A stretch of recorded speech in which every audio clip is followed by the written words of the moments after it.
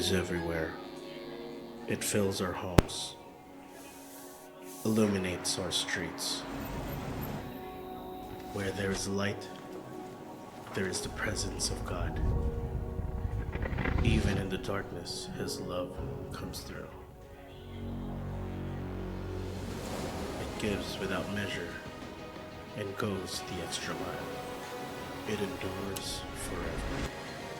It is like no other. Truly, there is no love greater than a love like His.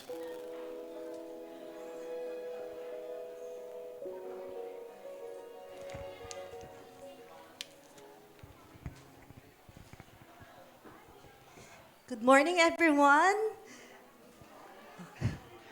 And for today, we have a new series, A Love Like His. But before that, let me share you a verse in Romans chapter 12, verse 9. It says, "Let love be genuine, abhor what is evil, hold fast to what is good." Nagustuhan ko yung term dyan na hold fast. Katulad na isang bula, di ba? Nung medyo bata pa tayo, gusto nating kunin, no? Katulad din yung pag-ibig ng Diyos. Kailangan hold fast tayo. Mabilis, no? Nagmamadali tayo na kunin at ipamahagi sa ibang tao. With that, let us pray. Lord, thank you for today that you have brought us here, Lord. Maraming salamat, Panginoon, na it is your grace na nakarating kami sa lugar na to. We pray, God, that as we continue to worship you, Lord, open our hearts to really give you the best for today, our worship and our love. Thank you, God, this we pray in Jesus' name. Amen. Let us all rise.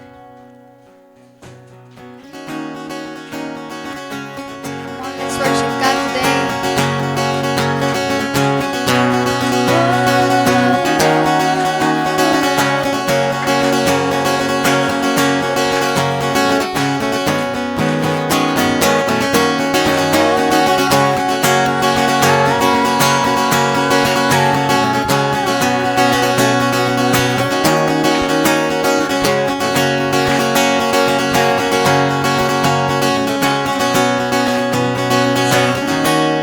Everlasting Father, every breath I take is you I see.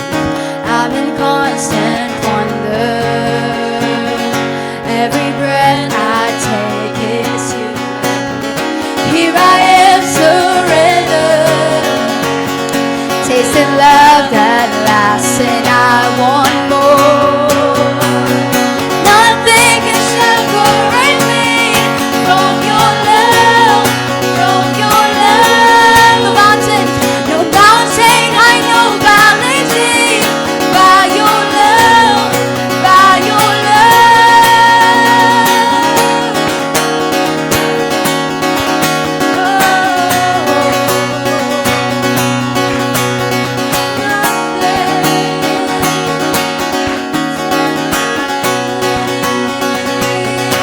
Sing everlasting.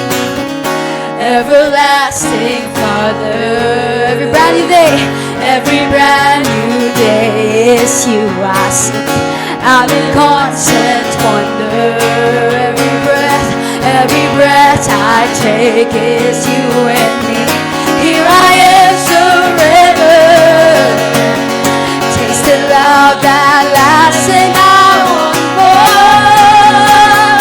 Nothing can separate me from your love, from your love. No mountain, I know valley deep.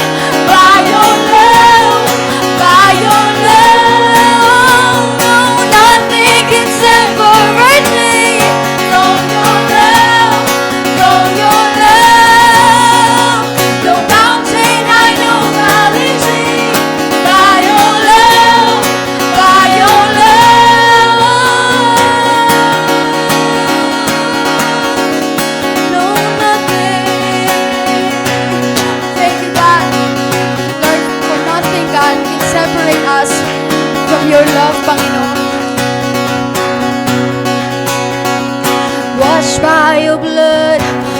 covered by your grace. You made every heart right past in your embrace. And we were washed by His blood, washed by your blood, covered by your grace. And made every heart, right past in your embrace. No, nothing can separate me from your love, from your love.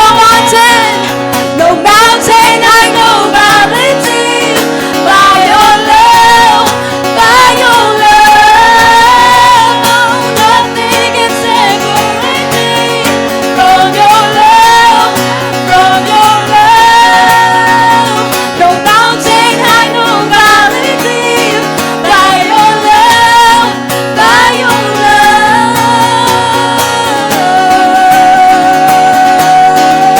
No, nothing can separate us from your Lord,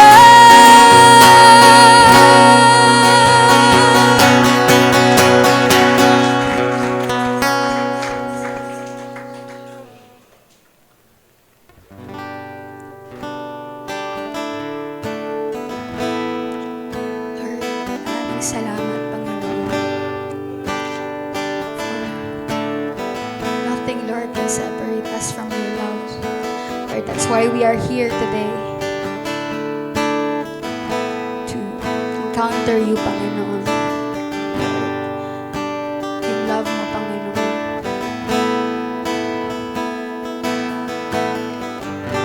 We worship you today, Panginoon.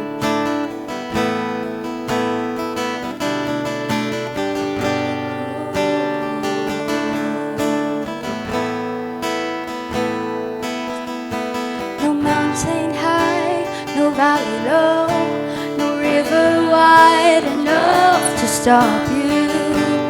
How great is your love for me. See the darkest nights, never on earth could ever stop you. How great is your love for me. Land in your waves of love, I surrender, fall for me. In your presence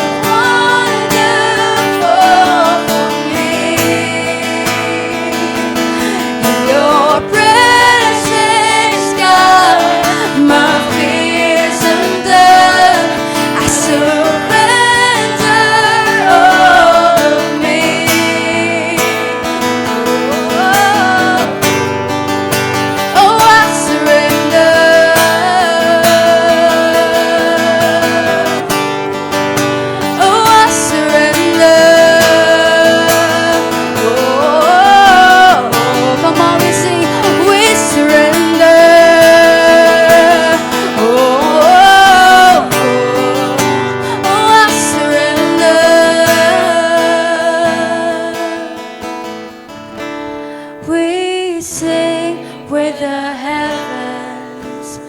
Oh, how great is your love.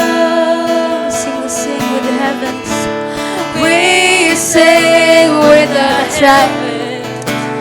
Oh, how great is your love.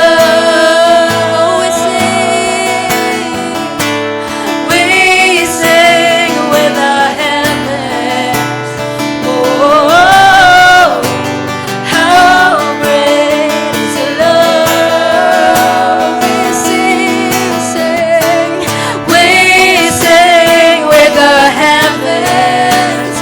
Oh, how great is your love. Now we're falling, Lord, into your love. And I'm falling in your ways of love.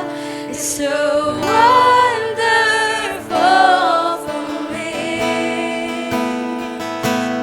In your presence, God, my fears undone. I surrender all of me. So I surrender, and I'm falling in your ways of love. It's so wonderful for me. In your presence, our fears undone. My fears undone. Surrender all of me.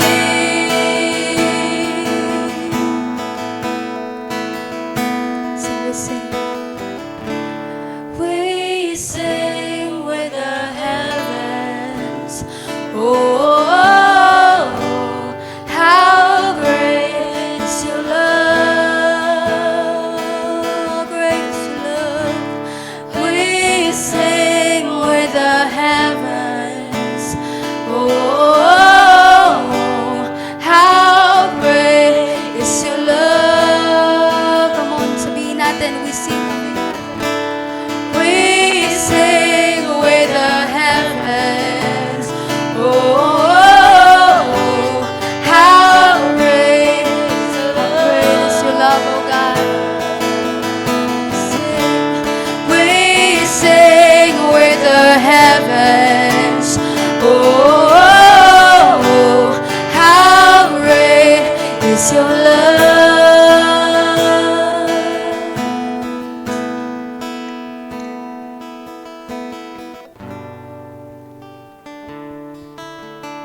Lord, we thank you, God, because even the heaven, Lord, is saying and singing with us that your love is great. We thank you, Jesus, for that. And as we continue worshiping God through giving, let me encourage you with this verse from Romans chapter 5, verse 8. It says here, but God shows His love for us in that while we were still sinners, Christ died for us. Let me read it to you po in Pinoy version. Pero pinakita ng Diyos kung gaano niya tayo kamahal. Mga makasalanan pa tayo nung namatay si Christ para sa atin. Isn't it amazing that the same God that loved for us wholeheartedly, ever unendingly, is the same God na namatay para sa atin? Tama po ba? And the great news is that even nung makasalanan pa tayo, namatay na sa atin si Kristo. And what a fitting response to a generous, loving, faithful God is to be also generous in giving back and returning our tithes and offering. Returning the love that has given to us as an overflow of the love of our God. That is the very fitting response to a one through God that love us. And the nature of His love, His nature is His love itself. Ang nature ni God ay pagmamahal. Kaya naman, si God ay pagmamahal. And God is love. And with that, let us pray. Lord, we thank you.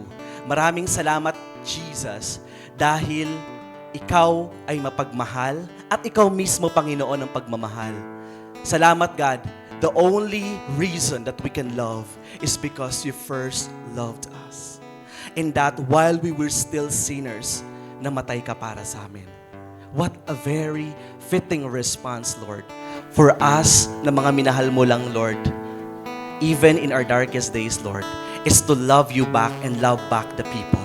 The very reason, Lord, kaya mo kami minahal is for us, Lord, na mahalin ka din and mahalin din namin, Panginoon, yung ibang tao. To love others. That's the very reason, Lord, because you loved us. Maraming salamat, God. We return to you, Lord, our tithes and offerings to you, Lord, and we give back all the glory and honor. In Jesus' name we pray.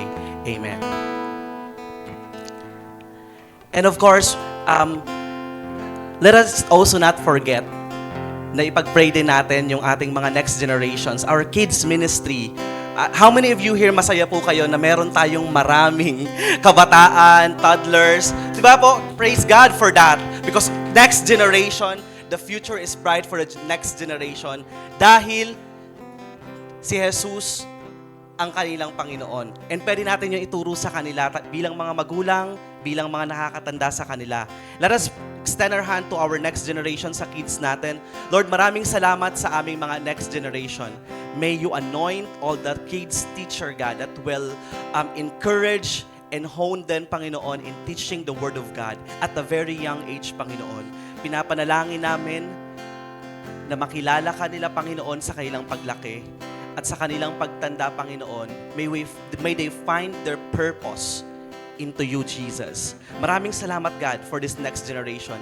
Turuan mo kami, Panginoon, to be a good steward, Panginoon, sa mga batang ito, Panginoon, na maturuan namin sila, Panginoon, ng tama at naayon sa iyong salita. Maraming salamat, God, for today. In Jesus' name we pray. Amen. Let us continue to worship our God this day.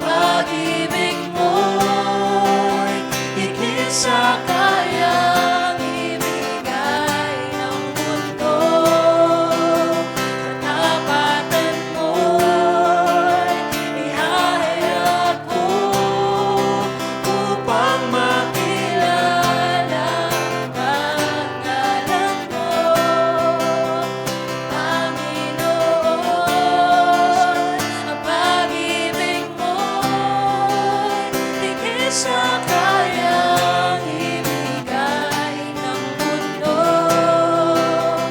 Katapatan mo'y ihahayag ko upang makilala ang ngalan mo, Panginoon. O Panginoon, sapat ang biyayang nagmula sa'yo.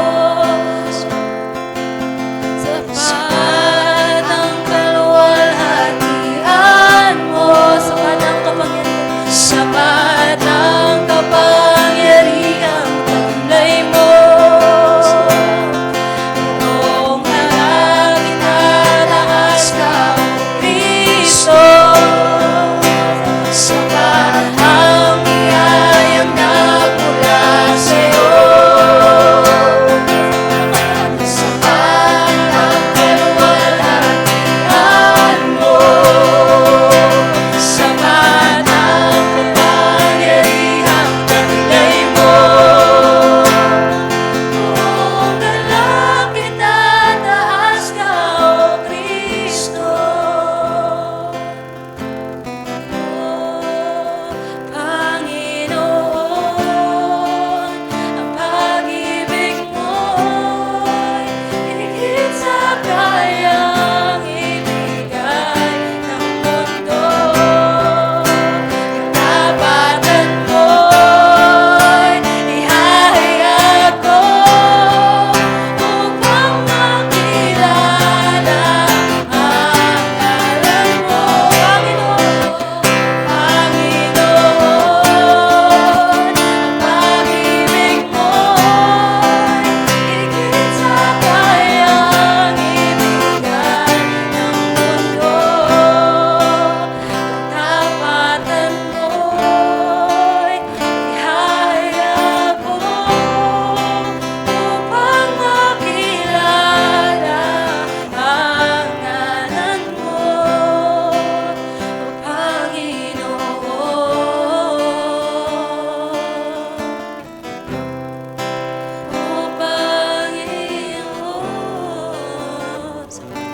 Sapat ang biyayang nagmula sa'yo. Sapat ang kaluwalhatian mo, sapat ang kapangyarihang tamlay mo. Buong langit at taas ka, O Kristo, sapat ang biyayang nagmula sa'yo. Sapat ang kaluwalhatian mo, sapat ang kapangyarihan nagmula sa'yo. Buong langit at taas ka, O Kristo.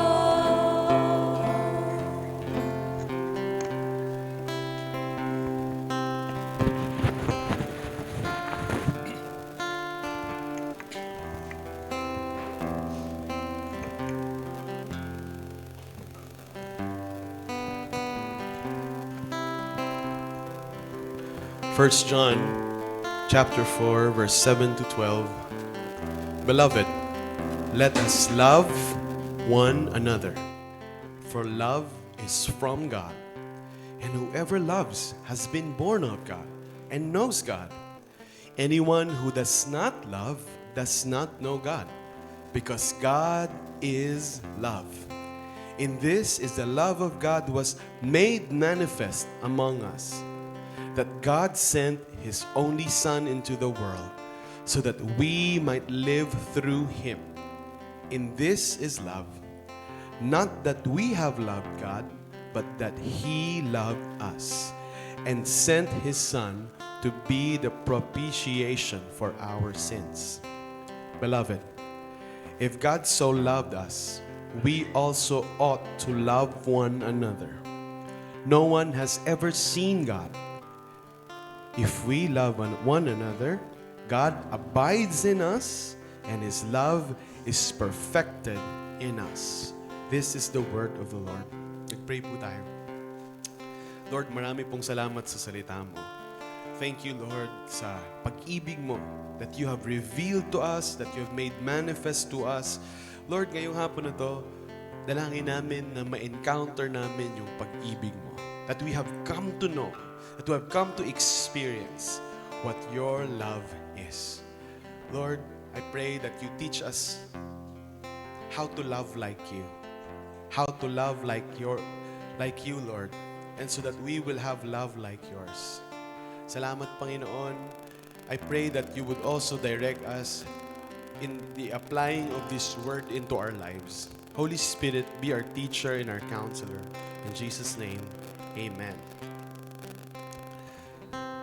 Magandang hapon po. Welcome sa Life Nova.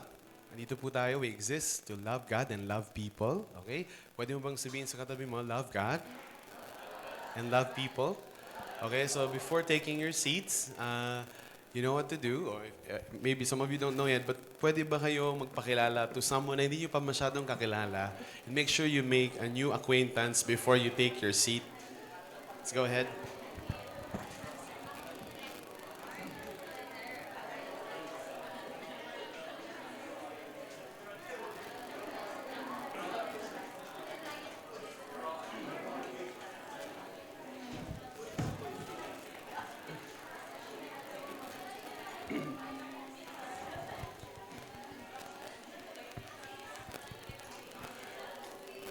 Magandang hapon po ulit, no? Welcome to our 2 p.m. service. Yan, we want to give you a warm Life Nova welcome! We're starting a new series called A Love Like His. Uy, A Love Like His, bagay na bagay. Today we're celebrating Love Month in the world, in our nation. So sobrang bagay itong series na to because itong buwan ng Pebrero, we will throw around the word love so much. Lagi mapag-uusapan, love posts are coming sa social media. And what a good time to talk about what love is. And bago tayo magsimula, no, kung naalala ninyo, nagsimula tayong taon na to, we talk about the cross. Nag-fast tayo, nag-pray tayo, and then we went through different scenes. Kung natandaan nyo yung nakaraang series natin, mga tao ito na naka-encounter ng love ni God. And their lives were never the same again. Okay? Tingnan mo yung katabi mo, siya ba mukhang nabago siya ng cross? Ayan. Pastor, wala po siyang pinagbago. Mga judgmental kayo. Okay, so hindi natin yun alam kasi yung pagbabago sa loob yun. Malay natin, di ba? Nagsisimulain sa loob and then sa labas. Ayan. But ito yung ito yung maganda. No? Itong love like His, cross pa rin ito because the theme of the cross will span the whole year 2025. And the cross is a revelation ng love ni God para sa atin. And last week we talked about, si Sarah May at si Jo Marie preached and tinalakay natin yung tungkol kay Mary Magdalene. Paano isang makasalanang babae naging mensahero ni Jesus, mensahero ng resurrection. May katabi ka ba na mukhang makasalanan? Ayan, dyan tayo magaling. Oo, talaga. And how many of you believe kahit mukhang kasalanan yung katabi mo, pwede siyang gamitin ni Lord na mensahero? Oh, grabe pala, ganun pala, normal pala yung dito. No? But, ngayon, titignan natin, ano ba yung, kumbaga, pag tinransform ni Jesus yung isang tao, nagiging ano ba yung taong yan? What are the qualities, ano ba yung katangian na malalaman mo na binago talaga ng Diyos yung isang tao? Now, itong love like His, we're gonna talk about the love of God. Because the love of God, o yung pag-ibig ng Diyos, na nagsisimulang mag-exist sa puso natin, lumalabas sa atin, naapektuhan yung mga tao sa paligid natin. Tingnan nyo maigi yung cross. Meron itong vertical, and meron itong horizontal. Vertical is our love for God. Ito yung relationship natin kay God, pataas. Pero ang cross ay meron ding horizontal. Tungkol din ito sa pag-ibig natin sa iba. Tignan nga natin yung katabi mo, kaya mo bang ibigin yan? Kaya mo bang mahalin yan? Oo. Now, itong letter na binasa natin ay sinulat ni Apostle John sa mga churches. And pag binasa nyo yung letter na binasa natin kanina, puro love siya, no? Love, love, love, love. Tingnan natin yung verse 7. Tingnan nyo yung bungad pa lang sa verse 7. Beloved. Grabe, no? So, nung ina-address niya yung church, sabi ni Apostle John, bilang isang elder, isang nakatatanda, no? Beloved, mga minamahal ko, mga kaibigan ko. May relasyon. Yung sinusulatan niya ng mga church, hindi sila parang uma-attend lang ng program, tapos uuwi na. Hindi sila parang, alam niyo, parang sa 7-Eleven, how many of you know ang 7-Eleven useful? Papakipakinabang talaga yan. Di ba? May kailangan ka, 7-Eleven, nandun lahat. Pero pag bili mo sa 7-Eleven, aalis ka na, di ba? Hindi ganon yung church. It's not like 7-Eleven. They have a relationship with each other. Kaya sinulatan sila, beloved, mga minamahal ko. Let us. Ang galing, no? Let us. So sinasali ni John yung sarili niya. Hindi kayo magmahalan. Hindi, let us tayo. Alam ni John na para sa kanya rin yun. Hindi lang yan para sa katabi mo, para sa iyo din. Sabi mo sa katabi mo, para sa akin din yun. Oo, sama-sama tayo. Let us love one another. Ibigin natin yung bawat isa. Ngayon, ano daw ang dahilan? Bakit daw? For love is from God. Dahil ang pag-ibig ay galing sa Diyos. And sabi dyan, and whoever loves has been born of God and knows God. Kita niyo yan? Doon tayo sa second statement, yung sa end. Sino man na marunong magmahal, sino man marunong umibig, ay pinanganak sa Diyos. Na ipanganak muli. Remember Nicodemus? Yung sinabi ni Jesus sa kanya, you will be born again. So sabi ni John, ang sino man na matutong umibig sa kapwa ay pinanganak na sa Diyos, na born again siya. And kilala niya na ang Diyos. So imposible palang makilala natin ang Diyos. Imposible kilala natin ang Diyos kasi hindi tayo marunong magmahal. Habang nagsasalita ako ngayon, may mga nakikita akong question mark sa inyong mga mata. Ito yung isa sa trahedya ng passage na ito. Yung salitang love, minsan, hindi na natin naiintindihan. Pastor, sobra ka naman. Iniinsulto mo ba yung katalinuhan namin? Naiintindihan naman namin yung love. Ito yung ibig kong sabihin. Pag sinabi ko kay Jinky, I love Jinky, I love my wife, asawa ko yan. Tapos sasabihin ko din, I love table tennis. I love coffee. Ang problema, if yung love ko para sa coffee, pareho ng love ko para kay Jinky. Yari ako pag uwi ko. Pero di ba, we throw around the word so much. I love this, I love that, I love... Well, Anna loves K-pop, di ba? Yung clarify, no? So, yung love, ang dami gamit nun. Ginagamit natin kahit sa kung saan-saan. I love Nike, I love Adidas, I love chocolate, I love ice cream. Nawalan na siya ng meaning. O kaya yung meaning niya na obscure. Nalito na tayo. Kung ang love natin sa bawat isa ay kapareho natin ng love para sa ice cream, at love para sa basketball, at love para sa sports, o love para sa particular brand, nalito na tayo what love really means. And this is the problem of our age today. 9 years old, 10 years old, may kasintahan na. Nag-PPM na ng I love you. Magugulat na lang yung magulang, may karelasyon na pala anak nila, 9 years old. And then, magugulat bago paluin, titignan, puro I love you. Anak, kaka-9 mo pa lang. May nag-I love you. Alam mo ba yung sinasabi mo? Di ba? And because nawala na talaga yung, ano ba ibig sabihin ng love na yan? Ngayon, sa original language nito, para maliwanagan tayo, actually, sinulat kasi itong letter na to sa Greek o sa Griego. No? And sa Griego, marami silang salita para sa love. Merong eros. Ito yung love ng magkasintahan. Romantic or erotic love. Eros yung salita nila ron. Meron ding phileo. Ito yung love para sa kaibigan or brotherly love. Meron ding storge. Ito yung love para sa kapamilya. At may agape, the highest form of love. So sa Griego, maraming klase ng word for love. para ma-define nila ano ba yung ibig sabihin ng love nila. Kasi hindi naman pwede yung love mo sa magulang mo, eros. That's incest.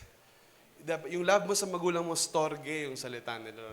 Anyway, iba-iba yung salita nila pala. Pero sa pinanggalingan ng mga quotation ni John, yung mga unang-unang disipulo, bago pa yung mga sa panahon ni Jesus, ang salita nila ay Hebrew. Ito yung salita ng Israel. At sa Israel, isa lang yung salita nila para sa love. Yung sa Deuteronomy verse na, love the Lord your God with all your mind and soul. Ang salita ng mga Hebreo para sa love ay ahava. Sabi mo, ahava. So ang ahava, it's a self-giving love. Wala silang ibang salita para sa love, isa lang. Ano kaya ang ibig sabihin nun? Ang ibig sabihin ng mga Hebreo at mga unang manunulat ng Biblia, yung ahava kasi ay pag-ibig na ginagamit, pinakita ni Yahweh sa Israel. At mula doon, ginamit na nila yung salitang yon para mahalin yung magulang nila, mahalin yung bawat isa. So ang sinasabi ng mga manunulat ng Biblia ay ganito. Ang pag-ibig ay galing sa Diyos. Ang ahava na pag-ibig ay galing sa Diyos. Kaya naman, kung tama ang pag-ibig ng Diyos sa atin, naintindihan natin yon, matututo din tayong magmahal sa iba. Kaya nung nagsusulat sila sa Griego, hindi nila ginamit ang eros, hindi nila ginamit ang storge o phileo na parang kapatid lang, bro. Alam mo ang ginamit nila? Agape.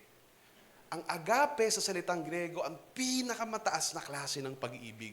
And ang ibig sabihin ng agape love is the sacrifice of self for the benefit of others without expecting anything in return. Pakinggan nyo maigi ha. Ang ibig sabihin ng agape kind of love ay isakripisyo yung ating sarili para sa kapakinabangan ng ibang tao nang hindi naghihintay ng kapalit. Yun yung agape na salita na ginamit dito sa verse 7. Balik tayo sa verse 7. Kumbaga, ganito. Beloved, let us agape one another. For agape is from God. And whoever agapes has been born of God and knows God. So, ibig sabihin, sinasabi dito ni John, hindi to basta-basta love lang. Love para sa basketball, love para sa PBA team or NBA team. This is a different kind of love. Isakripisyo natin yung sarili natin para sa kapakinabangan ng bawat isa nang hindi naghihintay ng kapalit. Ang hirap nun ha? Ang alam natin klase ng love, ganito Gusto kita, gusto mo ko, basta faithful tayo sa isa't isa, hindi tayo nag-cheat, tayo pa rin. The moment na hindi na kita napapakinabangan, hindi ka na nakikipagpalitan, ayoko na sa'yo, break na tayo. Eros yun Kapag ganun ng love, transactional, give and take, eros yun. Hindi yun ang ginamit na salita rito, agape. Kapatid, ibigin mo yung kapwa mo. Isakripisyo mo yung sarili mo sa kapakanan niya. At huwag kang maghintay ng kapalit. Ang ibig sabihin ng agape, natatandaan mo noon, nung bumili ako ng ice cream, 2 yung binili ko, binilan kita, tapos bumili ka ng Magnum, ikaw lang, hindi mo ako binigyan. Hindi agape yon. Kasi sinusumbat mo, binibilang mo Alam mo, ibig sabihin ng agape, nung binigay mo at sinakripisyo mo yung sarili mo, hindi mo na binilang yon. Wala sigurong pag-ibig na pwedeng mag-compare dun Siguro ang pinakamalapit na sa tao, sa human level, yung pag-ibig ng isang ina sa kanyang anak. Sa inyo dito, mahal nyo ang nanay nyo. Yung mga nanay, very alert sila. Titignan nila kung nagtaas ka ng kamay. Yari ka mamaya. Sinasabi ko sa'yo. Ilan sa'yo dito, mahal nyo ang nanay nyo? Alam nyo ba, ang pag-ibig ng isang ina sa kanyang anak, ibibigay niya lahat para sa kanya. To the point na yung dugo niya, yung lakas niya, yung laman niya, isasalin niya lahat yun sa kanyang anak. Pag manganganak pa lang yan, talagang yung isang paa niya nasa hukay na. Gaano ka-advance yung ospital, kahit gaano kagaling yung mga doktor, laging may risk sa buhay ng isang ina. Yun na siguro yung pinakamalapit sa agape. Kasi sa isang mapagmahal na ina na ibibigay niya lahat sa kanyang anak. Pero higit pa ron yung agape. Dahil pinakita, ano ba yung standard ng agape? Hindi nanay. Sorry po hindi po kasi Mother's Day. Matagal pa, no? Sabi kasi dito, ano yung standard? Hindi naman yung mga nanay. Sinabi ko lang yun ang pinakamalapit, no? Without disrespecting our mothers. Sabi dito, for love is from God. Yun yung standard. Kinlarify ni John, in case hindi nyo nagigets, itong agape na to ay galing kay God. Ngayon, binasa ko nga itong buong 1 John. Actually, naging assignment nga namin to sa seminary. Binasa ko talaga siya lahat. Nung binabasa ko to, pag binasa nyo yung una, sabi doon, mga kapatid, i-test nyo yung mga espirito, may mga naglipa ng kulto dyan, nagtuturo ng mali, ganun. Tapos may mga antichrist na lumalaban sa mensahe ni Jesus. Sabi ko, bakit kaya ganun? Tungkol sa doktrina. Tapos biglang ang banat, Beloved, let us love one another. So nung una ko siyang binasa, parang hindi nagtutugma yung tema niya sa akin. Kasi pag sa umpisa, puro doktrina. Ito yung mga maling katuruan. Ito yung mga maling relihiyon. Ito yung mga kultong naglipana. Tapos biglang banat, parang love one another. Una ko siyang iniisip, ba't ganun? Parang magkaiba. Habang binabasa ko na siya, mas na-gets ko na. Kasi pala, ang agape, ang love na galing kay God, ay isang love na hindi sentimental. Ibig sabihin, hindi ito nakabase lang sa damdamin mo. Parang ganito. Mahal, alam ko na 30 years na tayong mag-asawa. Tinerty ko para hindi kami ni Jinky, kasi magsi-7 pa lang kami. Alam kong 30 years na tayong mag-asawa. Kaya lang wala na akong nararamdaman sa'yo. Wala nang kuryente. Wala nang spark. Pero yung katrabaho ko sa office, may kuryente kami. Diba, dumaan lang siya parang nakukuryente ako. Iiwan na kita kasi wala na akong maramdaman sa'yo. Hindi yon agape. Hindi yon ang pagmamahal na sinasabi ni Lord dito. Kasi yon, depende yon sa emotion. Ang agape ay hindi sentimental. Tungkol saan ang agape? It is grounded in the truth. Sa katotohanan. Kaya pala, sa letter sa John, may mga doktrina, tamang aral, tamang pagsamba sa Diyos, tamang katuruan, tapos banat ng love. Kasi ang love pala, hindi mo pwedeng ihiwalay sa truth. Kung ibig sabihin, mahal niya yung mga kapatid niya, kaya tinuturo niya yung tama. Isipin niyo itong maigi. Ang dami namang church sa Novaliches. Ang dami namang religion sa Novaliches. Ba't pa natin to kailangan gawin? Hindi ba? Di umatin na lang tayo sa iba-ibang church. Kasi, at sa dami ng relihiyon dito sa Novaliches, sa dami ng mga nagtuturo, hindi lahat yun tama. At kaya tayo nagtatipon-tipon kada linggo to love God and love people dahil sa pag-ibig natin sa mga taga-QC, taga dito, at sa iba pang karatig bayan. Ito yung tamang paraan ng pagsamba sa Diyos. Ito yung tamang paraan ng pagsunod sa Diyos. Love yun. Intindihan nyo ba? It's grounded in truth. Pero alam nyo problema ngayon? Akala natin ibig sabihin ng love, Pastor, love ko kasi yan eh. Kaya kahit mali siya, hindi ko sisitahin. Huwag nating sabihin na mali yung ginagawa niya. Tanggapin na lang natin lahat. I-accept na lang natin lahat ng... Di ba yun ang love? Unconditional. Narinig niyo na ba yung ganong argument? And while agape is unconditional love, let me tell you this. Unconditional love is not unconditional approval. Sometimes we conflate those two ideas together. Ano ibig sabihin nun? Di ba, unconditional love si Lord? So kahit makasalanan ako, okay lang. Kasi unconditional eh. Pag nagrepent ako sa sin ko, hindi na unconditional yun. Huwag akong sabihin ni God na kailangan kong iwanan tong lifestyle na to. Huwag sabihin sa akin ni God na kailangan kong i-give up itong vision na to. Huwag sabihin sa akin ni God na kailangan hindi ko na ako sumama sa gawain ng barkada kong to. Kasi di ba unconditional siya? Kung unconditional siya, tanggapin niya ako for who I am, ba't ako magbabago? Sometimes akala natin unconditional love is unconditional approval. Hindi ibig sabihin yun, hindi ganun ang unconditional love, mga kapatid.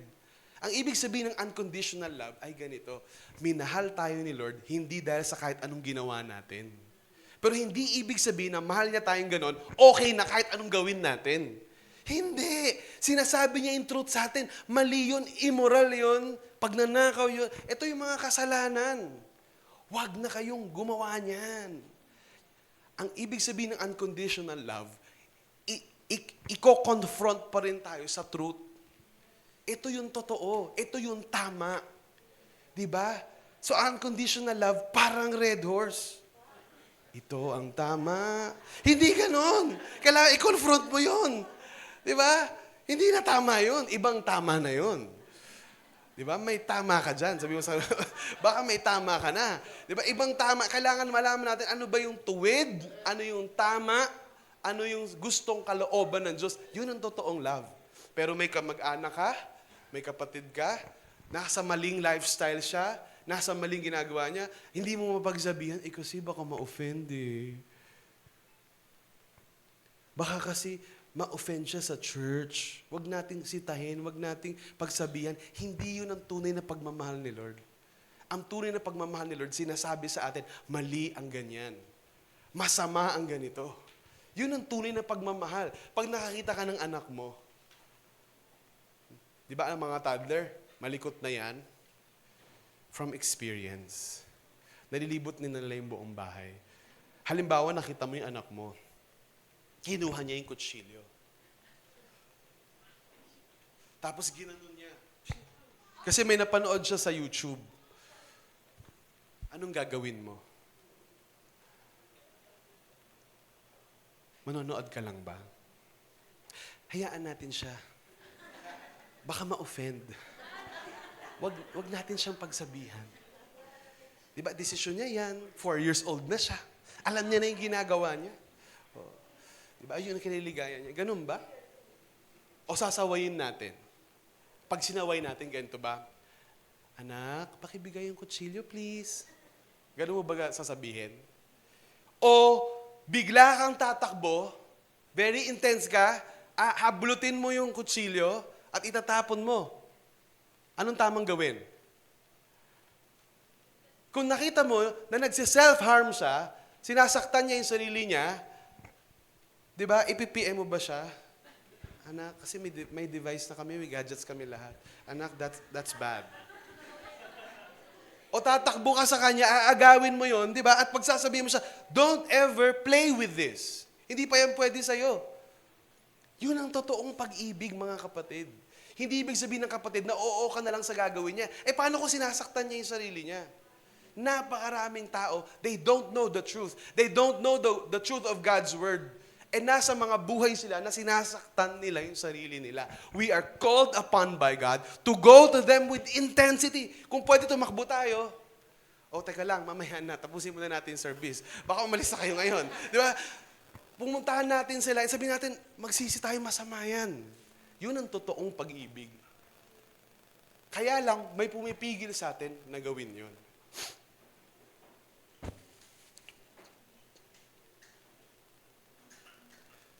Pero, Pastor, ba't ko i-rescue yung iba? Bakit ko sila pupuntahan at pagsasabihan kung yung sarili ko nga sira-sira? Narinig niyo na yan? Hindi ba dapat unahin ko muna yung sarili ko? Hindi ba dapat I love myself first? Kasi what can I give? How can I give what I don't have? Pag inisip mo maigi yan, parang tunog siyang tama. Oo nga naman, no? I-rescue mo yung iba, magsasabi ka pa ng truth sa iba, yung sarili mo nga sira-sira. Di unahin mo muna yung sarili mo. Love yourself first. Self-care muna and self-love muna. Ngayon, basahin ninyo yung sulat ni John, Apostle John, sa churches at maghanap kayo ng kahit anong verse tungkol sa loving yourself. Ako muna, me time muna, self-love muna, self-care muna. And that is the tragedy of our time, my friends. Nagtatago tayo sa likod ng self-care at self-love, and because of that, hindi na natin masunod yung mandato ng Panginoong Yesus to make disciples of all nations. Bakit? Ang lagi nating excuse, may mga issues pa ako. Kailangan ko din ng counseling. Kailangan ko din ng self-care. Kailangan ko din ng self-love. At kaka-self-love natin, anong nangyari? Namuhay tayong self-centered. Alam ba ninyo, no, yung salitang self-love, sabihin nyo nga, self-love, it's a cannot be. You're wrong gramming, Pastor. Self-love is a cannot be. Oh. Hindi siya pwede. Mali yun. Oh. That's wrong grammar. Anyway, ibig sabihin, hindi pwede ang self-love. Kasi ibig sabihin nga ng love dito is the sacrifice of yourself. Tapos self-love, mamahalin mo yung sarili mo. Me time, I will pamper myself first. And I will talk to myself. Look at the tragedy of our time today. Kinakausap pa natin yung sarili natin. Di ba magpo-post kayo, note to self. Self, congratulations self. Di ba? Natatawa tayo ngayon. Noon, in the 70s, that's called a psychological disorder. Pag kinausap mo yung sarili mo, di ba? Ngayon, it's normal. Note to self. Dati, hindi mo pa kaya mag 3 points. Ang galing mo self, kaya mo na mag 3 points kahit nakapikit. Ipapost mo pa yon. Instead of building relationships with others, you build with yourself. No wonder hindi natin makilala si God. No wonder we cannot grow in our love for God. Because we're so self-absorbed, self-centered. Let me tell you this, hindi tayo dinisign ng Diyos na mag-self-care at self-love. Wala sa Bible yan. These are the philosophies of the age. Sa mga talk show, sa mga Facebook posts, sa mga influencers, yan ang sasabihin nila sa inyo, mahalin mo muna yung sarili mo, unahin mo muna yung sarili mo kasi kakabigay mo sa iba, tinan mo ka na ngayon. Kaya ang tunog niya, nga no, dapat unahin ko yung sarili ko, tagal-tagal ko na. Pero alam niyo ba kung anong disenyo ng Diyos sa atin? We are designed to give love and receive love from God and a loving community. Not for self-care that leads to self-centeredness. Alam mo kung anong pagkakadesenyo ng Diyos sa atin? Tayo ay nakadesign lamang to give love and to receive love. Hindi tayo dinesign for self-love. Hindi. Paano ako, pastor? Kung kakabigay ako ng bigay, sino magmamahal sa akin? Hahayaan mo din yung sarili mo na mahalin ng iba sa community. Nag-aagape ka sa iba, hayaan mo rin yung iba na mag-agape sa'yo. I-involve mo yung sarili mo sa mga tao, sa church community, na magsasakripisyo rin para sa'yo. Pastor, paano po magsasakripisyo para sa akin? Ilang taon na po ako umaate ng church. Wala naman po kumakausap sa akin dito. Buti pa yung iba kinakausap nila. Dinadaanan lang po nila ako. Kapatid naman, paano ka naman kakausapin? Nagsa-service tayo, nakayuko ka. Makipag-meet ka sa isa, nakayuko ka pa din. Tapos pagtapos yung service, ikaw yung pinakaunang lalabas ng pinto. Paano may kakausap sa'yo? Mag-stay ka naman. Makipagkilala ka naman. Sumama ka naman sa mga live group. Sumama ka naman sa one-to-one. Yan ang discipleship, mga kapatid. Kung lagi kang may lakad ng linggo, may lagi kang may lakad, kung kailan may lakad yung mga kaibigan mo, paano ka magbibuild ng relationship? Kasi busy po ako marami. Yun nga ang ibig sabihin ng agape, the sacrifice of yourself. Sometimes kailangan mo mag-sacrifice ng oras. Minsan kahit ng budget. Wala po kasi nililibre sa akin dito. Subukan mo man libre muna sa iba. Alam mo minsan, kaya hindi tayo nag-grow sa love natin para kay God, kasi wala tayong ginawa pag nasa church tayo, kundi maghanap ng tatanggapin. Alam mo gawin natin sa iba yung gusto nating gawin sa atin. Si Jesus nagsabi niyan, do unto others what you want others to do unto you. And that's the beginning of how we can love one another. Love is not passive. Love is a verb. Love is an action. pag-ibig, gagawin, ililay down yung sarili para sa iba. Hindi yung, ano kayang bibiling ko para dito sa katabi ko? Ito kaya o ito? Kaso masyadong mahal to, baka hindi naman niya ako bilan ng ganito sa future eh. Ito na lang, sige na, chiclet na nga lang. Napunta sa chiclet. Kasi iniisip mo, anong marireceive mo din? Hindi ganun ang love eh. Ang love nagbibigay ka lang. Hahayaan mo na i-love ka din ng community. We're designed to give love and receive love in a loving community. And God, alam mo, some of us, ang problema natin dito, minsan, problema rin natin kay God. Gusto natin kay God, puro give lang tayo. Volunteer tayo.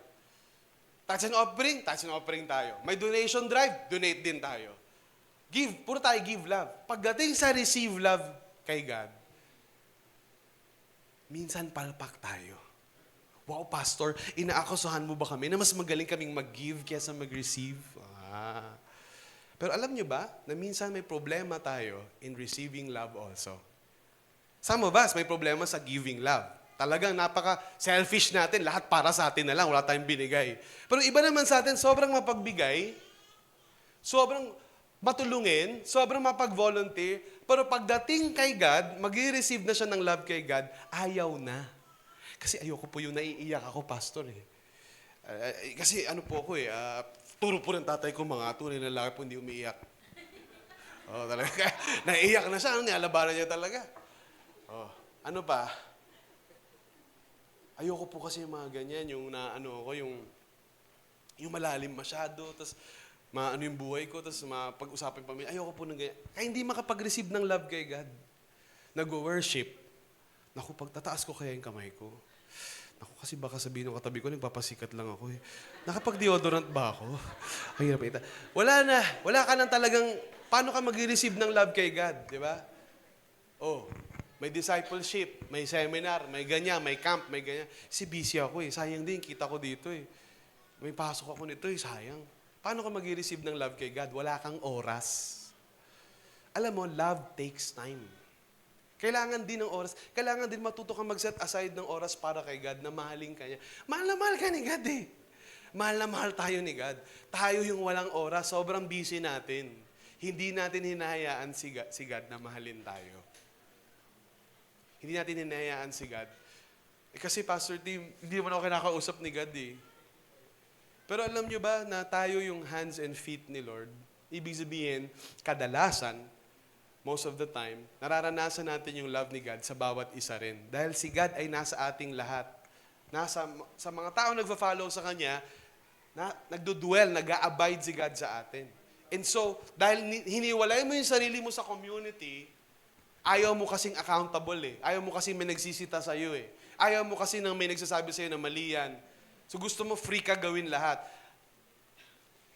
That's a false freedom. Dahil doon, wala ka ding ugnayan. Walang nagkamusta sa'yo, walang nagpe-pray sa'yo. Pag na-depress ka, mag-isa ka din. Malalaman ba ng mga tao yon? Siyempre hindi, kailangan mong i-share yun. Kailangan, it takes two to tango. Sa relationship, kailangan ikaw din, at saka yung community, yung church, at saka ikaw din. Si Pastor, hindi ba na ako pinagpipray? May sinabi ka ba na may pinagdadaanan ka? Tandaan nyo, pastor kami, hindi kami manghuhula. Magkaiba yun. Oo. So, hindi namin yung malalaman. So, kailangan nyo ding malaman. So, tindihan ba ninyo? At saka, hindi lang mga pastor, sa mga pastor, pwede makareceive ng love. Isa lang ang pastor sa marami. We are the hands and feet of Jesus. Tingnan mo yung katabi mo. Sige, tingnan mo yung mukha niya. Kaya mo yan. Naniniwala ka ba na sa pagmumukhang yan, makaka-receive ka ng pagmamahal ni Lord?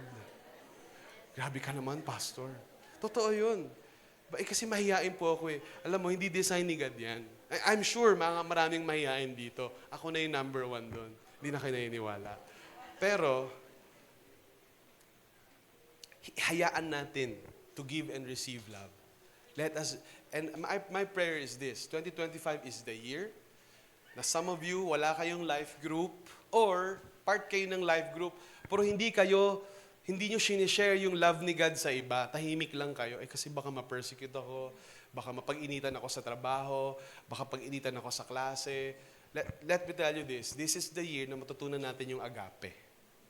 That we lay down ourselves and say, Lord, it's not about me. Hindi ito tungkol sa akin o sa kapakinabangan ko o sa benepisyo ko o sa nagmamalasa. It's not about me. It's about you and people. It's about you and others. Love God, love people, and love yourself. Said no one ever in Life Nova. Wala naman love yourself, di ba? Love ano lang? Love God and love people. Asan ka dun? Asan ako dun? Ayun na nga, mamahalin ka ni God at nung iba rin. Horizontal and vertical. Gawin mo to sa katabi mo. Aswang pala. Hindi. Di ba we must learn how to build a relationship with God and a relationship with one another. Verse 8. Anyone who does not love. Pastor, marunong naman ako mag-love. Apat na nga ex ko eh. Sabay-sabay nga po eh. Eros nga yun eh. Agape. Anyone who does not agape. Sacrifice yourself para sa iba nang walang kapalit. Anyone na hindi marunong ng agape does not know God. Hindi natin kilala si God kung hindi tayo marunong mag-agape. Because God is, ang pinaka-nature, katangian ng Diyos ay pag-ibig siya. Pero, minsan, nalilito kasi tayo sa mga English teacher natin. Kaya pag natandaan na natin yung verse, baligtad. Love is God. Ginawa ng God yung love. Hindi pwedeng love is God. God is love. Kasi ang very nature ni God ay love. Pero pag binaligtad mo yan, love is God. Pag wala kang jowa, wala ka na rin, hindi ka na rin masaya. So hanap ka ng hanap ngayon. Hindi ka pwede mapatlangan. Lagi kang may wala na, ginawa mo ng idol yung love. And again, that's erotic, eros love.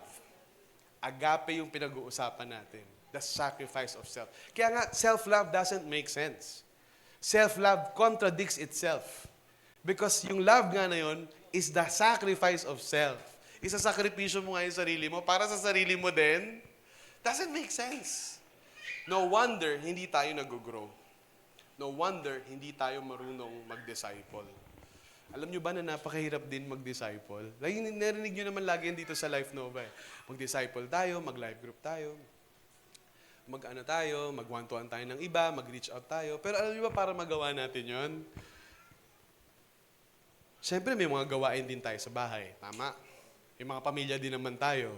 May mga responsibilidad din naman tayo. Ang dami nating isa-sacrifice. Ang hassle. Pero that's what love really means. If we don't know how to love, to agape, we don't know God. Ano ibig sabihin nun? Yung mga nakaka-encounter pala kay God at sa cross, nababago yung ating mga sarili. Dati, ang nature natin, unahin yung sarili natin palagi. Laging unahin yung kapakinabangan natin, kung saan tayo makikinabang, kung saan tayo may full return of investment, kung baga. Pero nung na-encounter natin si God, baligtad na. Hinuhuli na natin yung sarili natin.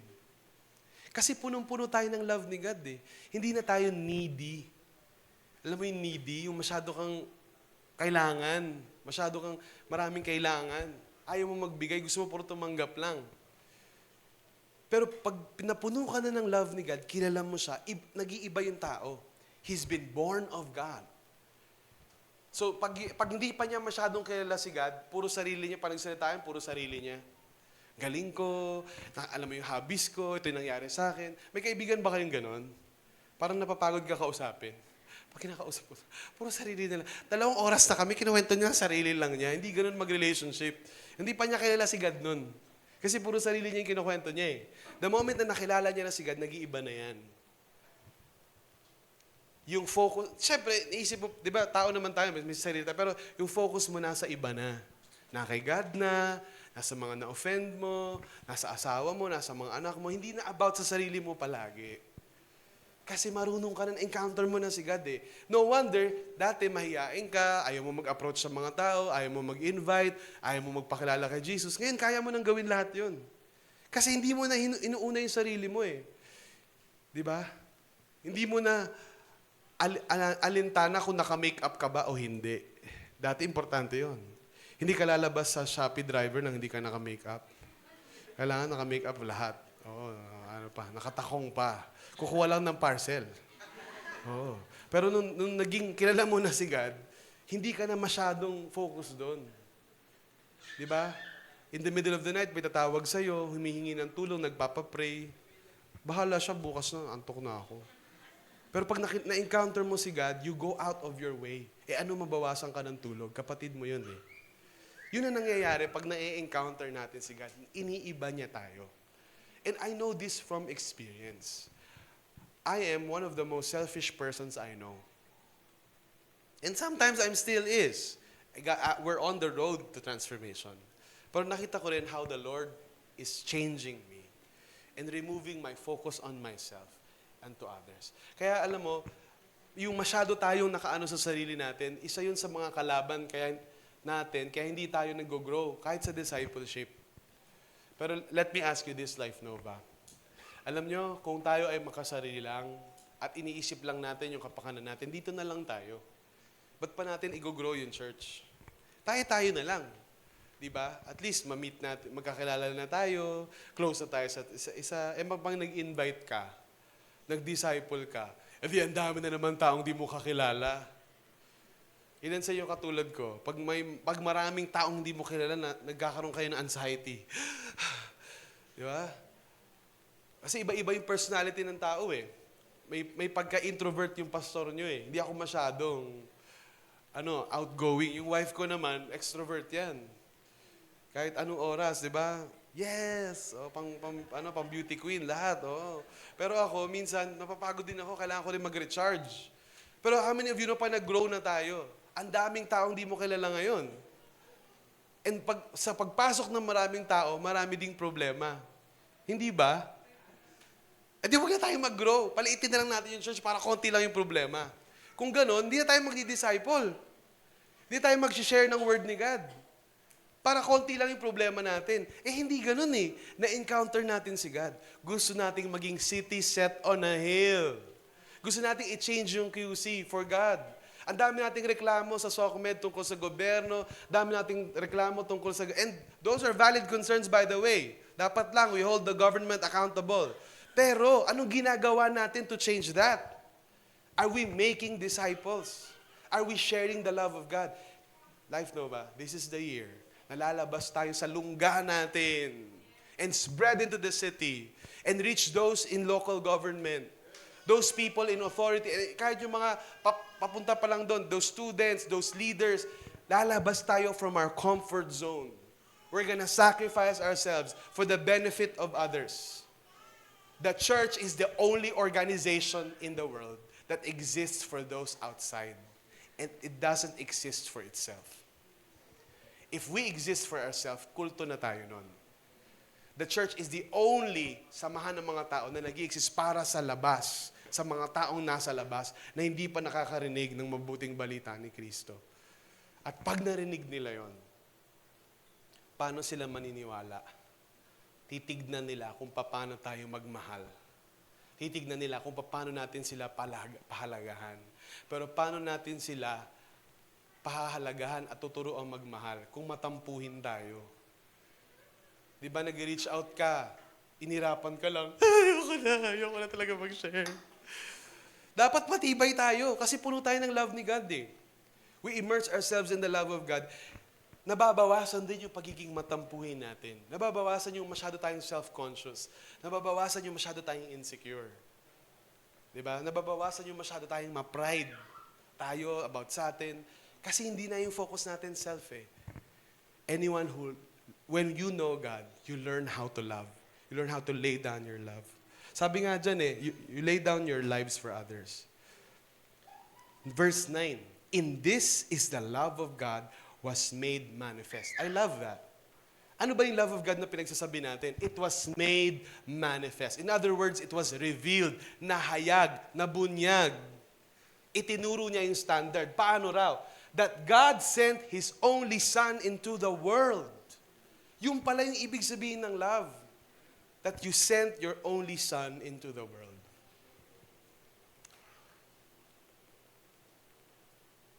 kung ang love, yun yan ang standard ng love, pinadala ng Ama yung kanyang anak. Alam niyo yan John 3:16 yan kabisado niyo yan, most of you. Pero isipin niyo itong maigi. Sabi ng iba, ibig sabihin nun, hindi mahal ng tatay yung anak niya. Baka hindi mahal ni Father si Jesus. Pinadala niya para mamatay Meron ba naman, ipapadala mo para mamatay? Yung anak mo? May magsasabi ng ganon. Pero isipin niyo itong maigi. Alam niyo ba? Kasi ako may son na ako si Luke. And si Luke, he's my only son. Right now. Hindi, joke. He's my only son. Sabi ni Chika, ano naman to? On reality, he's my only son. Ako i-imagine ko si Luke, ipapadala para maghirap para sa kasalanan ng iba. Kaya ko ba yon? Ako na lang. Mahal ko yung anak ko Sasabihin ko sa anak ko, tumabi ka dyan, ako na lang. Kahit i-torture ako, okay lang, wag ko lang makita yung anak ko. Yun ang father's love. Ganun dapat, di ba? Pero para yung father, tiisin niya yung son niya, na i-sacrifice, mas mahirap yun. Kasi ang instinct ng isang mapagmahal na ama, palitan yung anak niya dun Ako na lang kesa siya. Pero para yung ama, matiis niya na i-sacrifice ni Jesus yung sarili niya, mas masakit yon para sa father kesa kay Jesus. In the same way na mas masakit sa magulang pag nagkakasakit yung anak. Mas masakit yon sa magulang kesa sa kanya. Ganun yung tiniis ng ama para sa kaligtasan nating lahat. Na i-sacrifice ni Jesus yung sarili niya voluntarily para mapasama lang tayong mga makasalanan sa kaharian niya. Isipin nyo, yun yung standard ng agape. Selfless si Son, selfless din si Father. Kasi baka iniisip natin hindi selfless yung Father Nakaligtas siya, yung Son yung namatay. Hindi, masakit din yun sa Father. Para mapunta si Jesus sa kalagayan na kailangan siyang hindi iligtas ng Ama. Kaya nga sabi ni Jesus, di ba, My Father, my God, why have you forsaken me? Bakit niyo po ako pinabayaan? The depth of the misery and the pain ng anak at ng ama. And they have to endure it together to accomplish our salvation.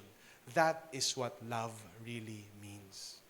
So, mga kabataan, na medyo, pag may nag-text sa inyo, na mahal daw kayo, ng classmate nyo, at nag-aaral pa kayo,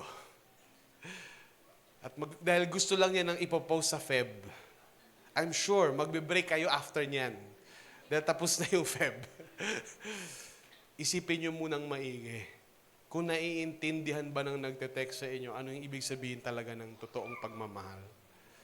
O dapat tayong makinig sa mga campus missionary natin at sa mga magulang natin nagsasabing, magtapos ka muna ng pag-aaral dahil nasa tama ka ng pag-iisip nun, may judgment ka na, may wisdom ka na para mamili sa buhay mo at hindi magmadali. Nakapag-sermon pa ako. Baka yayain nyo na lahat na anak nyo next Sunday. But totoo yun. You have to really think about it. At sa mga lalaki naman dyan na naghahanap ng liligawan at magbibitaw ka ng I love you, turo sa akin to ni Pastor Ernie, huwag basta-basta magbibitaw ng I love you. Dahil yung bigat nun, ibig sabihin ng I love you, isasacrifice ko yung sarili ko sa'yo kahit walang kapalit. Kung di mo pa kaya yun, huwag mo muna yung bitawan. I like you ka muna. Chowa.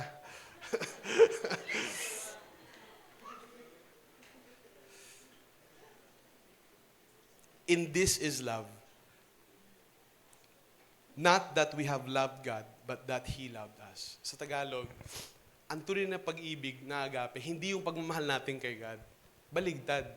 Yung pagmamahal nga natin kay God, ano yun problematic Yung pagmamahal ni God sa atin. Yung sinasabi nating love God, love people, kaya natin minamahal si God kasi nauna siyang minahal tayo. Kung ang basihan natin, yung love natin para kay God, edi may problema yon. Kasi minsan hindi natin love si God Kadalasan mahal natin sarili natin Pero buti na lang, hindi yun yung basis. Ang basis yung love ni God para sa atin. In that He loved us. Verse 10, in this is love. Not that we have loved God, but that He loved us and sent His Son to be the propitiation for our sins. Alam ko hindi natin ginagamit yung propitiation masyado. Pero yung propitiation, ibig sabihin nun, kabayaran ng ating mga kasalanan. So yan yung cross, yung propitiation. Yan yung meaning ng cross. Kaya ang totoong simbolo ng love ay hindi heart. Cross is the ultimate symbol of true love. And si Zoe, pag yan malaki na at may mga naliligaw dyan, magpapakita lang ako. Sabihin nila, kamukha ng tatay. Tatakbo na sila. Kailangan maintindihan ni Zoe what love really means. Hindi lang yung love ng daddy niya, kundi yung love ni Jesus para sa kanya. Para pag nasa panahon na siya, ang advance. Nasa panahon na siya na may mga lumalapit sa kanya. Kasi nga mga 9-year-old, di ba? Oo. So ngayon, kailangan maintindihan niya, hindi niyo pa alam yung love. Ang love yung ginawa ni Jesus. Maging bridge pa yun para ma-share niya yung gospel sa iba. My friends, this is the world we live in. We have confused love for self-love. And this is high time for the church to demonstrate what love means to the world.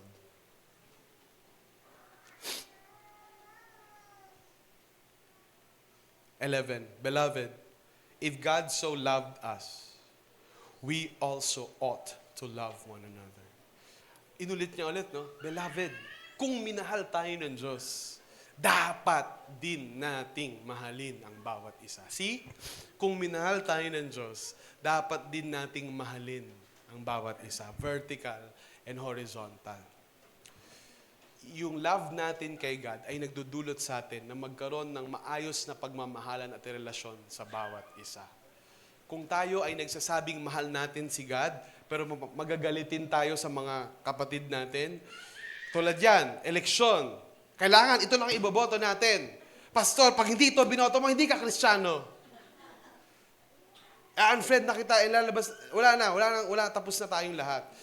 Isipin nyo, kung ang pag-ibig ganun lang sa politika lang, nawasak ng politika, isipin nyo, paano tayo magiging citizens ng langit?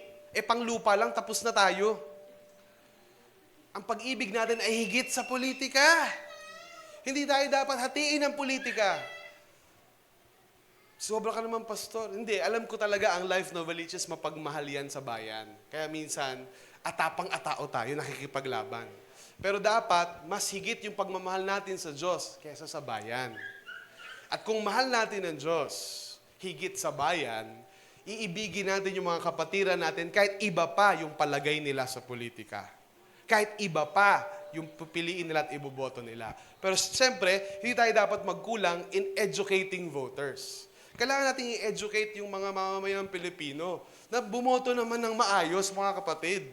Kasi ilang taon natin yung paghihirapan na naman, tapos magreklamo tayo. Nasa boto yan eh. Huwag tayo magpapabili ng boto. Alam nyo ba na pag binibenta natin yung boto natin, hindi tayo nagmamahal sa iba. Kasi inuuna natin yung sarili natin eh. Okay lang, ganun din naman yan. Isang boto lang naman ako, ibebenta ko na yan. Ganun lahat nag-isip. Wasak yung bayan ngayon.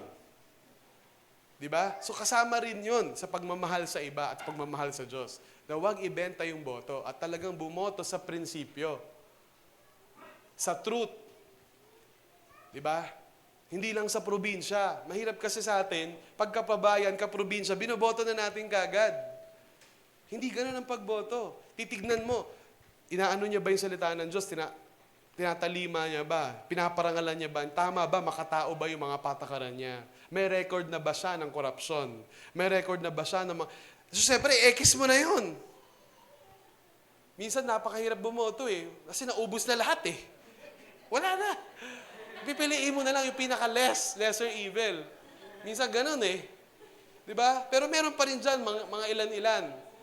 Pero yung mga talagang tahasan na lumalapastangan sa bayan, kung mahal mo ang Diyos, hindi mo na iboboto ulit yun. Diba?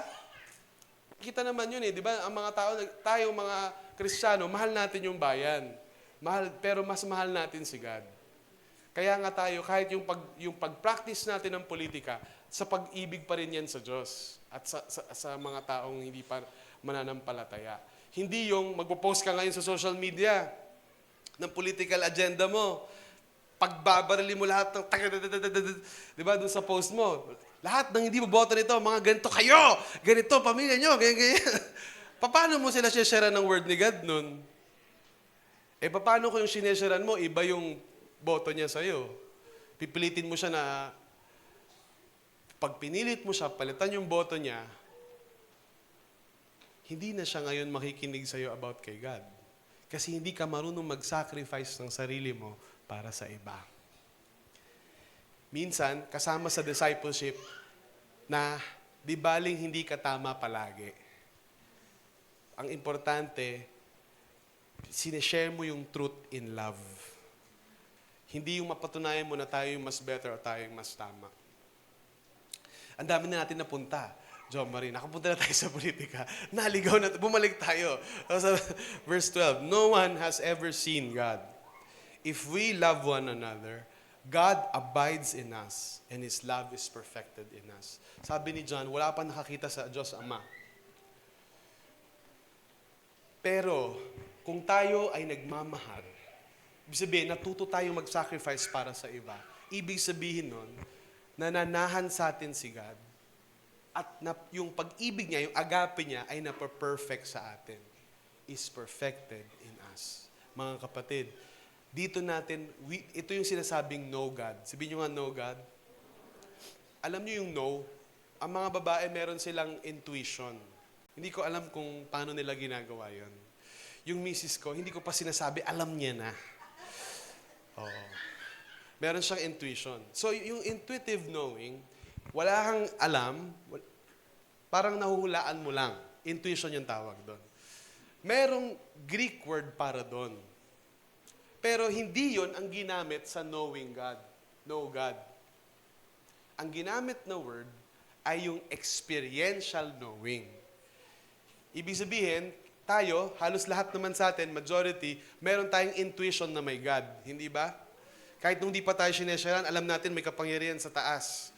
Tawag natin sa kanya, sa taas, sa taas, sa taas, the man upstairs. Pero, hindi yun yung klase ng know God na sinasabi rito. Experiential knowing. Hindi intuition, experience. Naranasan talaga natin. Yun yung know God na ito. Whoever loves God, knows God. Na-experience natin siya. Hindi natin siya na-intuit lang. Alam natin dahil naranasan natin na mahal niya tayo. Alam niyo, mahirap mag-disciple, mga kapatid. Walking those far from God in the journey of discipleship is only possible through agape love. Mahirap din mag-disciple kasi isipin mo, mag-live group kayo. Magpapamerienda ka. Oo. So, buti kung matuto siyang magpamerienda din. Diba? Natututunan naman yan through generosity. Kasi spirit yung generosity, nahahawa. So, dahil generous ka, nagiging generous din yung mga tao ngayon. Tapos magkakaproblema yan. Sabihin sa'yo, bro, pasensya na, hindi ako makakapunta kasi ganito, ganyan, may problema, nag-away kami mag-asawa. Ikaw naman, naku, may problema rin ako, nag-away din kami. Tapos, may sarili na nga akong problema sa bahay. Di ba, kakausapin ko pa siya tungkol sa problema niya sa asawa. Ba't ko sila po problemahin, di ba? Sarili ko muna. Kaya yung iba, ayaw nila mag-disciple kasi ang daming ganon. But let me tell you this, pag hindi natin natuto na mag-sacrifice para sa iba, hindi natin fully maintindihan yung love ni God para sa atin. In fact, converse siya eh. As you sacrifice and love for others, you also know the love of God for you. And sometimes when we're so mired, pag sobra tayo nandun in our own shell and protective self, gusto natin lang tumanggap ng word ni God, ayaw natin magbigay sa iba, hindi talaga, para tayong bonsai. Alam niyo yung bonsai na puno? Puno naman siya, kaso hindi na siya nag-grow. Ang liit na niya. Diba? Pero dapat nag-grow na tayo dapat sa faith natin kung lumabas lang tayo sa pagiging selfish natin. Kung lumabas lang tayo sa pride natin. Kung binabalang natin yung ego natin at natutong makipagkaibigan sa iba. Minsan, kasama sa discipleship, kailangan natin tumanggap ng correction sa iba. And kasama rin doon yung magko-correct ka din. Diba? So, syempre, pag i-disciple ka na, tututo ka na mag-correct ngayon. Dati, pag nag-correct ka lang, lalo na kung mataas yung posisyon mo, Sa kumpanya or sa bahay? Sa bahay. Di ba? Isang sabi mo lang, sunod na lahat. Pag disciple ka ngayon, bawal na lahat ng yan. Ganon ka din. Mag-disciple ka. Tapos nalaman mo yung katotohanan na hindi pala ganon. Hindi pala sinabi mo, susunod na yung mga tao. Mamahalin mo sila.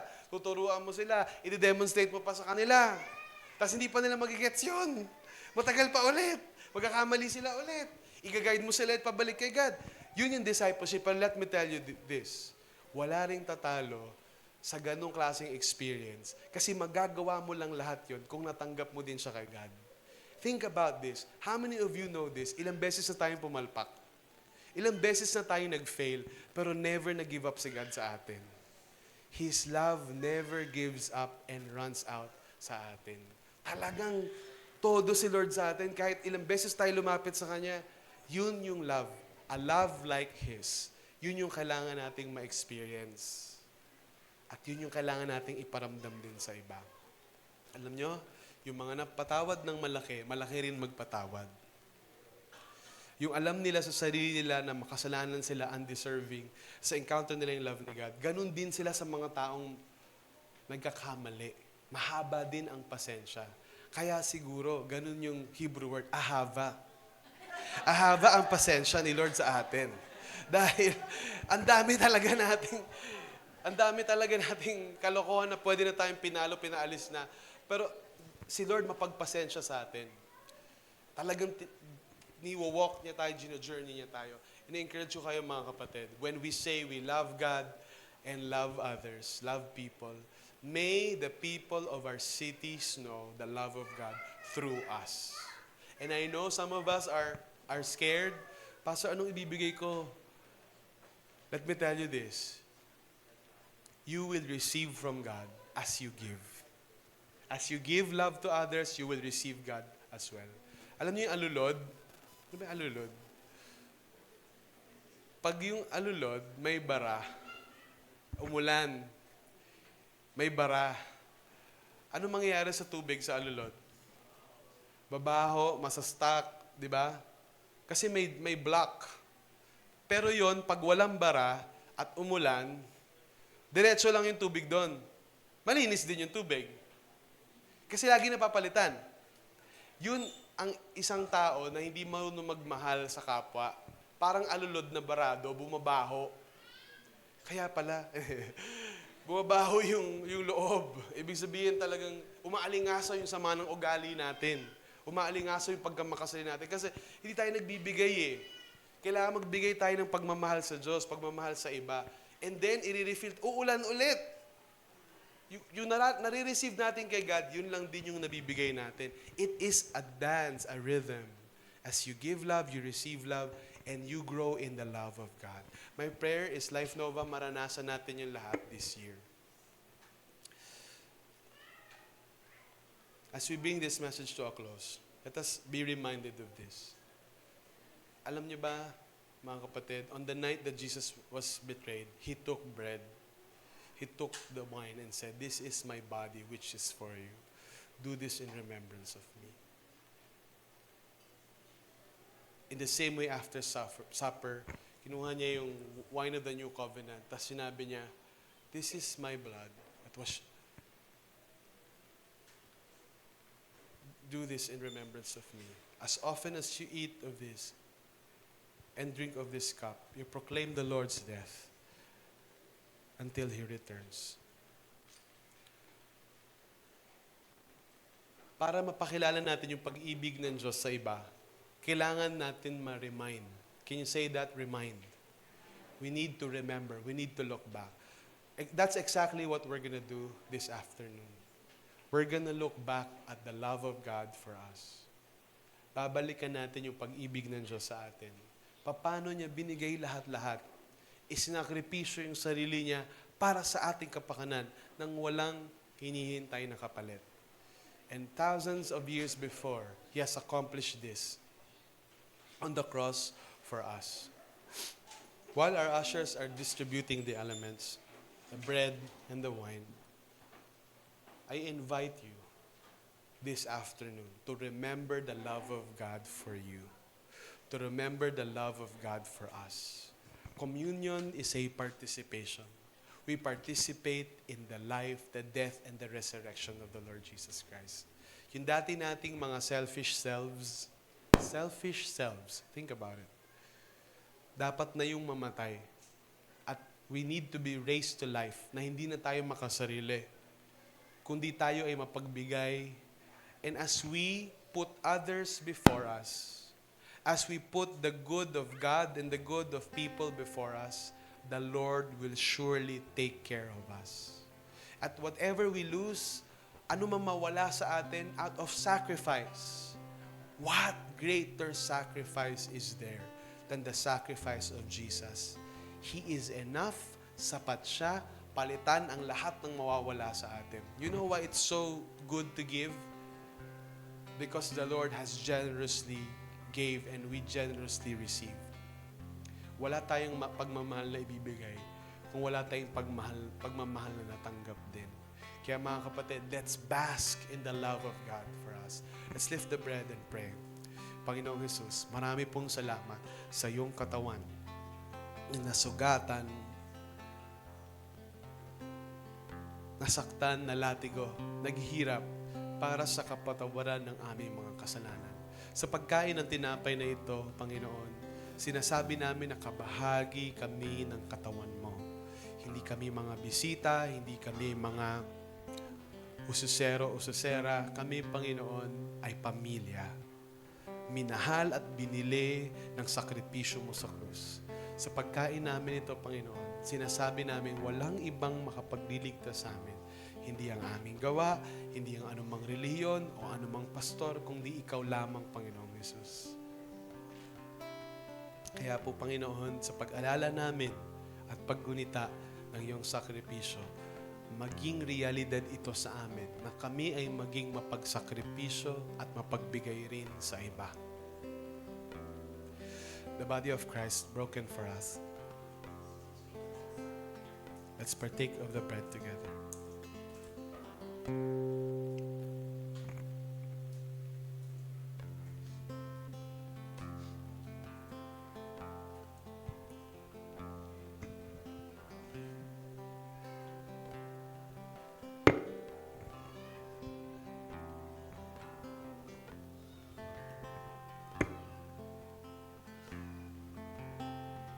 Taas po natin ang wine. Manalangin po tayo. Panginoong Jesus, marami pong salamat sa iyong dugo. Sa iyong dugo na nabuhos sa krus para sa kapatawaran ng aming mga kasalanan. Sa iyong dugo na nagpapagaling sa amin physically and spiritually. And sa oras na ito, Panginoon, tinataas din po namin ang mga kapatid namin na may karamdaman, mga may sakit, na naghihirap sa kanilang katawan. Dalangin namin, Panginoon, at tinatanggap din namin ang kagalingang hindi lamang espiritual, kundi kagalingang pisikal sa lahat ng aming mga karamdaman at sa karamdaman ng aming mga kapatiran. Salamat, Panginoon, sa iyong dugo na simbolo ng iyong pag-ibig na binuhos para sa amin. Dalangin namin na ipakalat namin ang iyong pag-ibig sa marami pang tao na malayo sa iyo upang sila ay maging malapit sa iyo katulad namin. Sa pangalan ni Jesus, the blood of Christ shed for us. Let's partake of the Lord's cup together.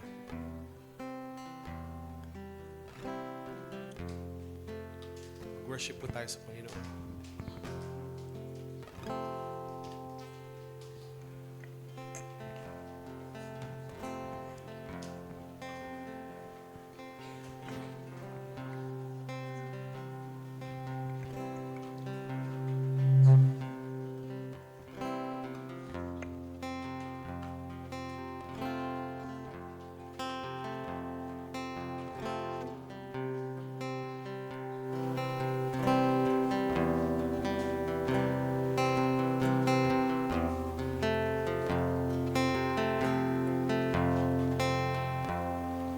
Sapat ang biyayang nagmula sa'yo.